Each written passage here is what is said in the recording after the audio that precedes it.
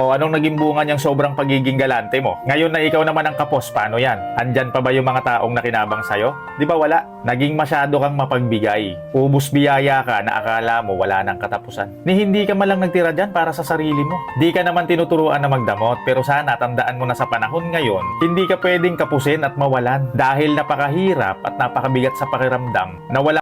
O anong naging bunga niyang sobrang pagiging galante mo? Ngayon na ikaw naman ang kapos, paano yan? Andyan pa ba yung mga taong nakinabang sa'yo? Di ba wala? Naging masyado kang mapagbigay. Ubus biyaya ka na akala mo wala nang katapusan. Ni hindi ka malang nagtira dyan para sa sarili mo. Di ka naman tinuturuan na magdamot, pero sana tandaan mo na sa panahon ngayon, hindi ka pwedeng kapusin at mawalan. Dahil napakahirap at napakabigat sa pakiramdam na wala. O anong naging bunga niyang sobrang pagiging galante mo? Ngayon na ikaw naman ang kapos, paano yan? Andyan pa ba yung mga taong nakinabang sa'yo? Di ba wala? Naging masyado kang mapagbigay. Ubus biyaya ka na akala mo wala nang katapusan.